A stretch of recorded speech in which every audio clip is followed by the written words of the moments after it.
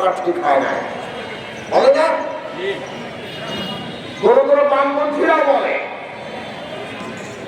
আমরা তাদের পরিষ্কার করি ৭৫ সালের বাকশাল ছিল ৭২ সালের সংবিধানের যে ক্ষমতা কাঠামো, ওই স্বৈরাচারী ক্ষমতা কাঠামো ধারাবাহিকতা। ৭২-এর ক্ষমতা কাঠামো অনিবার্য করে তুলেছে ৭৫-এর বাকশালকে, যেমন তা অনিবার্য করে তুলেছে ২০১১ সালে শেখ হাসিনা যখন পঞ্চদশ সংশোধনী করে আবারও বাকশাল 2.0 তৈরি করতে গেছে, মানে দ্বিতীয় বাকশাল তৈরি করতে গেছে। উনি একটু ভেবেছেন নিজেকে চালাক যে এমন ভাবে বাকশাল তৈরি করবো যে গণতন্ত্রের মোড়কে আসলে বাকশাল চলবে, সেটাই তিনি কায়ন করতে চেয়েছেন। তাহলে এইটা আমাদের মনে রাখা দরকার যে আমাদের অভ্যুত্থান, আমাদের লড়াই, আমাদের মুক্তিযুদ্ধ, এই সব কিছু ব্যাহত হয়ে যাবে, যেতে পারে, গেছে এই কারণে যে আমাদের সেই অভ্যুত্থান, মুক্তিযুদ্ধ, আমাদের সমস্ত সংগ্রামের যে লক্ষ্য, সেই লক্ষ্যের জন্য প্রয়োজনীয় উপযোগী, তার প্রতি নিবিষ্ট অঙ্গীকারবদ্ধ রাজনৈতিক শক্তি গড়ে উঠে নাই। ৯০ সালে আবার আন্দোলন, আবার একটা অভ্যুত্থান হয়েছে, সেইখানেও ছাত্রদের অগ্রণী ভূমিকা ছিল। 10ই সেপ্টেম্বর জেহাদ মারা গেলেন ঢাকা পলিটেকনিকের ছাত্র, তার জেহাদের লাশের উপরে দাঁড়িয়ে জেহাদের লাশকে ছুঁড়ে সেই সময় সর্বদলীয় ছাত্রের জন্য রয়েছে। সেই আন্দোলনের ধারাবাহিকতা ২৭ নভেম্বর ডক্টর মিলন মারা গেছেন, ৪ ডিসেম্বর এর সাথে বিদায় নিতে হয়েছে, কারণ সারা দেশের মানুষ, বিশেষভাবে ঢাকার মানুষ পুরো রাজধানী জুড়ে দাঁড়িয়ে গেছে। আমরা সেই আন্দোলনের একজন ক্ষুদ্র কর্মী, কিন্তু আমরা দেখলাম কিভাবে অভ্যুত্থান বেহাত হয়ে যাচ্ছে। কিন্তু এই সমস্ত লড়াইগুলোর অভিজ্ঞতা থেকে 2024-এ একটা অন্তত গুরুত্বপূর্ণ পার্থক্য আছে।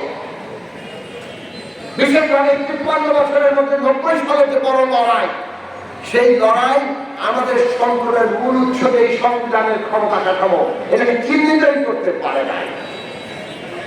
কিন্তু 2024-এ এসে দেশের ফাঁসিবাদ বিরোধী প্রধান রাজনৈতিক দলসমূহ এবং আমাদের শিক্ষার্থী তরুণরা, আমাদের শ্রমিক, শ্রমজীবী, কৃষক তরুণরা, শহর থেকে গ্রাম পর্যন্ত যারা কাতরে জীবন দিয়েছে, আজকে তাদের মধ্যে এই চেতনা আছে, এই রাষ্ট্রটা বদলাতে হবে, এই সংবিধানটা বদলাতে হবে, এই পুরো বন্দোবস্তটা বদলাতে হবে। এই হচ্ছে আমাদের রাজনৈতিক দিক। কিন্তু এই লক্ষ্য অর্জনের রাজনৈতিক শক্তি কি আছে?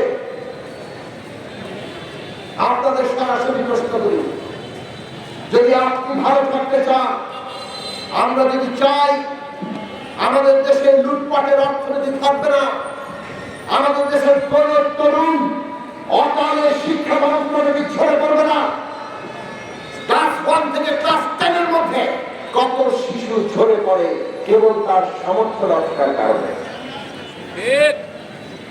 আমরা চাই প্রতিটি শিশু 12 ক্লাস পর্যন্ত, ইন্টারমিডিয়েট পর্যন্ত সরকারের দায়িত্বে তারা তাদের শিক্ষা লাভ করবে।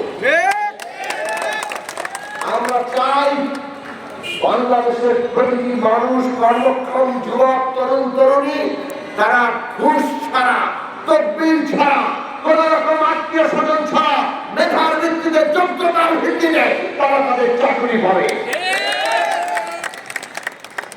আমরা চাই এদেশের তরুণরা যারা ব্যবসা বাণিজ্য করতে চায়, নতুন উদ্যোক্তা হতে চায়, বিনা পরীক্ষায় রাষ্ট্র তাকে সহযোগিতা করবে। সেই জায়গায় আজকে যেরকমটা পদে পদে হয়রানি করে, সেই হয়রানির ব্যবস্থা থাকবে না।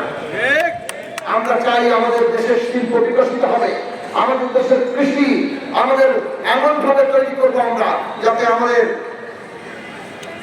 এই দেশের নিজেদের খাদ্য নিরাপত্তা নিশ্চিত করে আমরা আমাদের প্রকৃতি পরিবেশকে রক্ষা করতে পারি। আমরা চাই আমাদের সমস্ত নদীর পানির ন্যায্য হিস্সা আদায় করতে। আমরা চাই জাতি হিসাবে মাথা উঁচু করে দাঁড়াতে। আজকে কেবল দক্ষিণ এশিয়ায় নয়, বিশ্ব এখন 2 ভাগে সাধারণত ধরা হয়। একটা হচ্ছে উত্তর বিশ্ব, গ্লোবাল নর্থ, আর হচ্ছে দক্ষিণ বিশ্ব কিংবা গ্লোবাল সাউথ। দক্ষিণ বিশ্বের অন্যতম নেতৃস্থানীয় দেশ হিসাবে বাংলাদেশ মাথা উঁচু করে দাঁড়াবে সারা দুনিয়ার সামনে।